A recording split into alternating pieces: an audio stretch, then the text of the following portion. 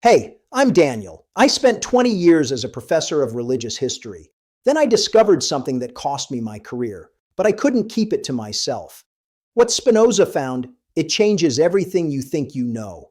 Right. The men your church calls wise kings were Zoroastrian astrologers, and the practice that brought them to Bethlehem, the reading of celestial signs as messages from the divine, was the practice that Deuteronomy 18 called an abomination before the Lord. Spinoza was the first modern scholar to ask the question that fact generates. Not, did the Magi exist? Not, was the star real?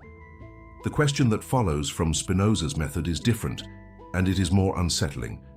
If Matthew invented these men, if they were a theological construct, a narrative device, why would a Jewish author of the first century choose, as the first Gentile witnesses to the Messiah, men who practiced what his own tradition had placed among the most explicitly forbidden activities a human being could engage in? That question does not resolve into a comfortable answer. I want to take you through what the text actually says, what history tells us about the men who appear in that text, and what Spinoza's method of reading reveals about the choice of including them at all. But first, I need you to see the picture you have been given, because the picture is the problem. The nativity scene. 3 men on camels, crowns, rich robes, names: Caspar, Balthasar, Melchior. A single bright star hanging above a stable in Bethlehem. The entire image is one of the most familiar in Western visual culture. You have almost certainly seen versions of it hundreds of times. The image has the quality that very old cultural fixtures tend to acquire. An authority derived not from argument, but from ubiquity. It does not ask to be examined, it simply expects to be recognized. Now, the Greek text of Matthew uses a specific word for these men. The word is magoi, 2 syllables, magoi. And in every non-Christian literary source of the period, in Herodotus, in Strabo, in Cicero, in Pliny the Elder, in the Avesta itself, that word refers to one specific thing, not kings, not wise men, not sages with benevolent intent and philosophically sound credentials. Magoi were the Zoroastrian priestly caste of Persia, the guardians of the sacred fire, the practitioners of astral divination, the men who read celestial movements as messages from Ahura Mazda about the fate of nations and kings. They were not independent scholars or itinerant philosophers. They were priests of a specific religion, trained in a specific discipline, operating within a specific theological framework that had no connection whatsoever to the God of Abraham. That word alone, magoi, dismantles the nativity scene before you have read a single verse beyond the one that contains it. But I'm going to take you through this carefully, because the implications go further than the mistranslation of a Greek word. They go into the heart of why Matthew wrote what he wrote and what Spinoza understood about the institutional uses of this kind of narrative. There are 3 problems with the Magi story. The third one I almost did not include because it requires sitting with a conclusion that is genuinely difficult to unknow. I will get there, but I need to begin with who the magoi actually were.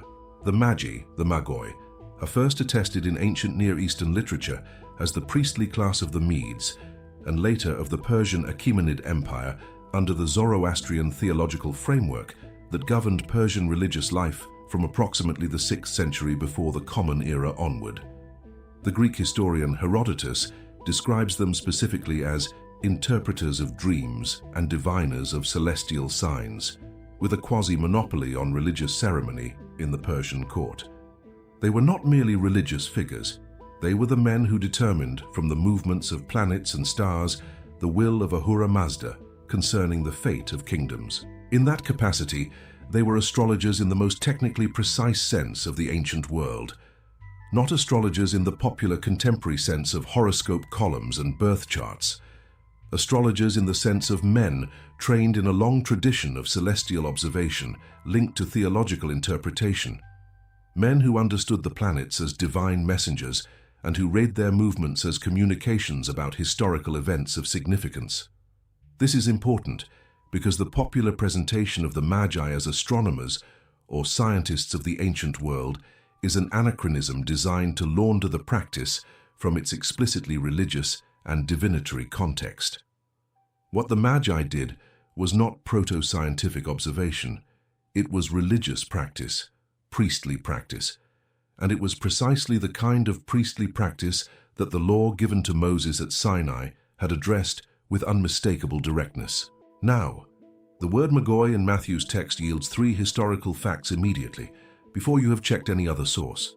The first fact is this: Matthew never says there were 3 of them, not once.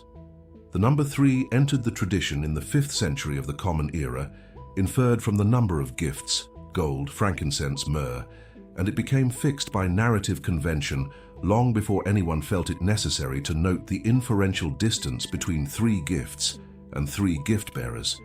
Some early Syrian traditions counted as many as 12. Some counted 2. Matthew counted neither. Matthew did not mention a number. The second fact, Matthew never calls them kings.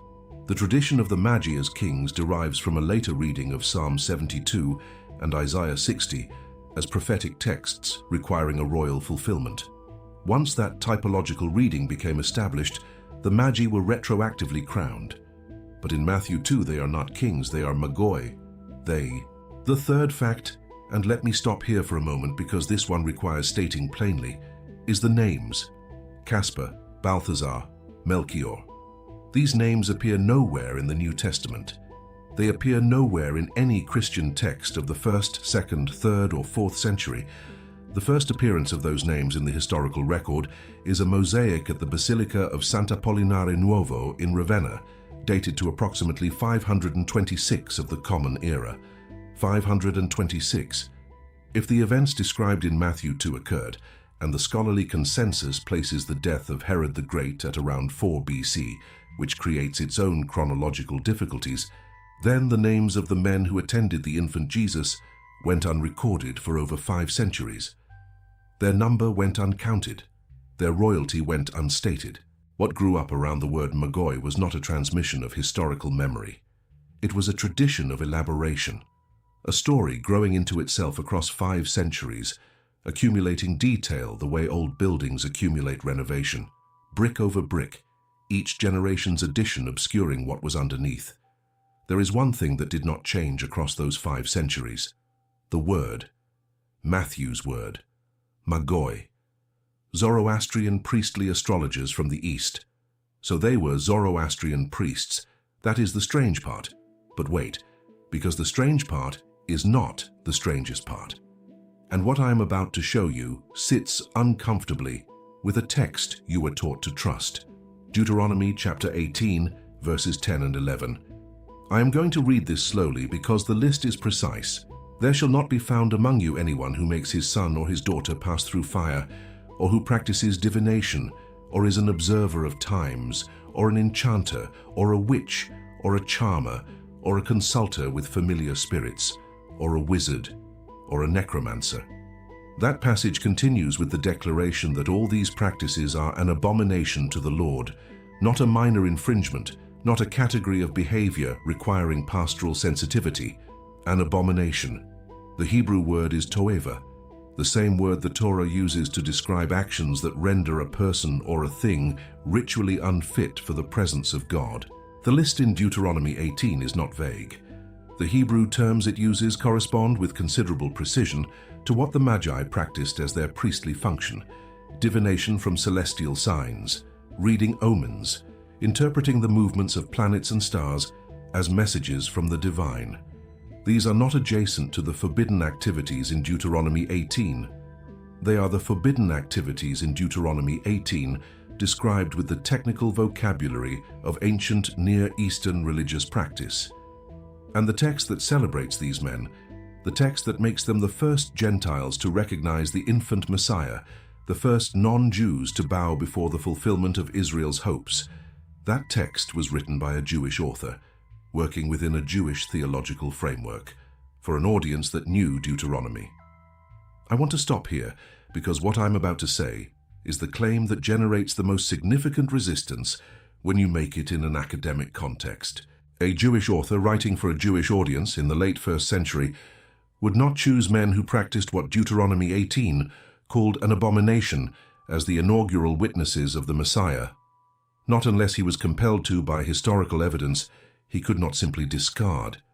The inconvenience of the choice is, paradoxically, the strongest argument for some historical basis in the story.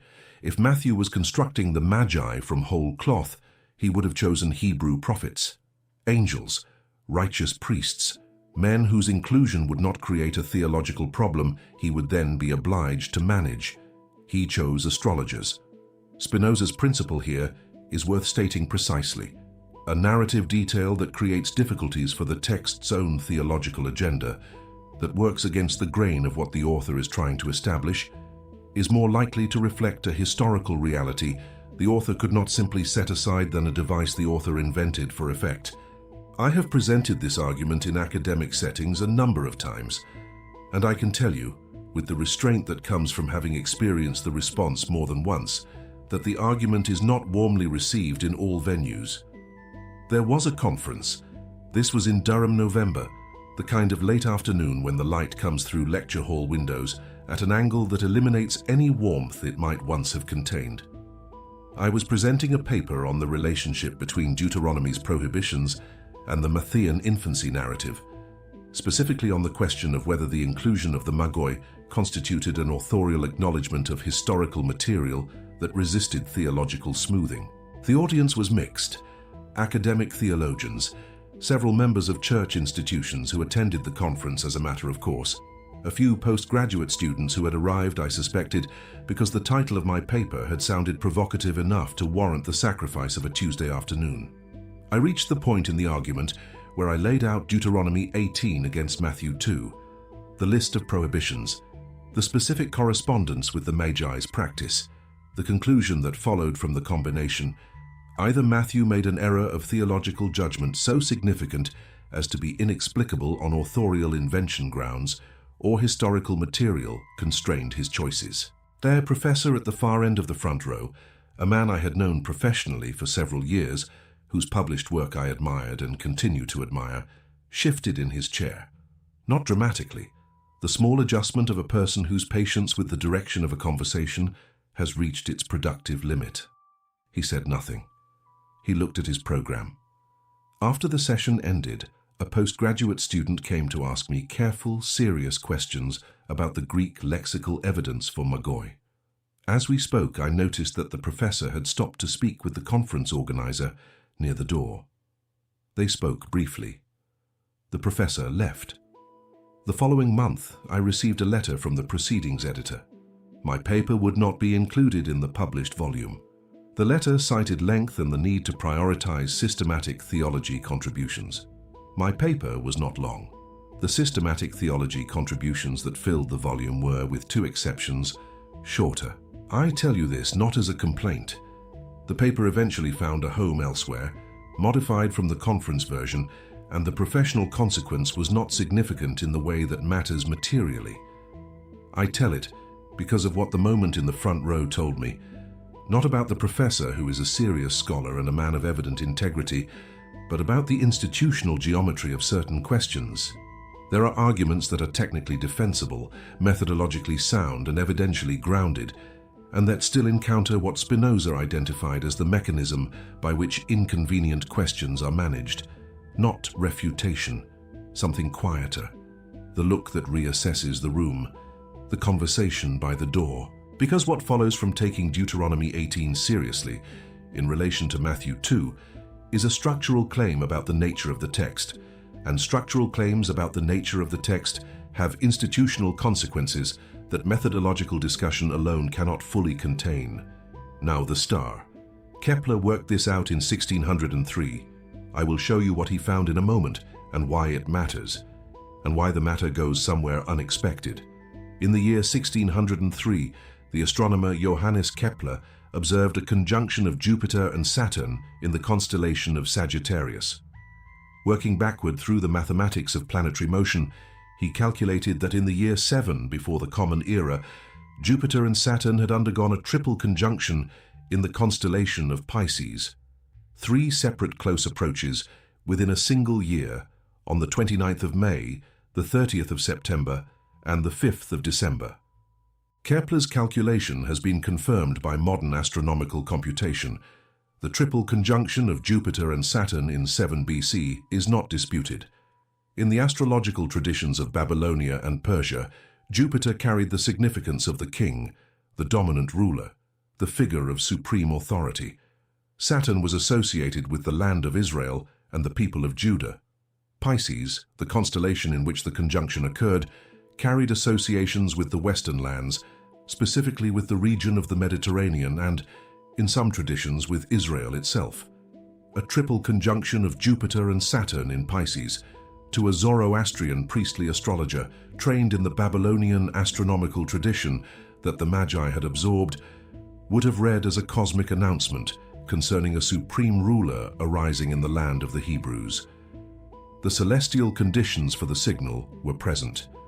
The trained interpreters of that signal were the Magi. The star moved, stopped, guided them to a precise location. Now let me show you what the astronomy actually says about that. At the point of closest approach in the Jupiter-Saturn triple conjunction, the two planets were approximately 1 degree apart, visually distinct. Not a unified stellar phenomenon, not the kind of light that hangs in the sky like a lantern and guides travelers across the desert to the exact house where a child sleeps. The conjunction was a significant celestial event visible to trained observers over the course of several months.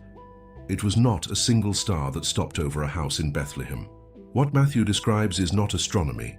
It is theology written in astronomical language. The star in Matthew 2 functions as a sign, a fulfillment of Numbers 24 verse 17. A star shall come out of Jacob, a scepter shall rise out of Israel. The star is doing typological work, connecting the birth to a prophetic tradition. Matthew places the Magi there because Magi follow stars. That is what Magi do.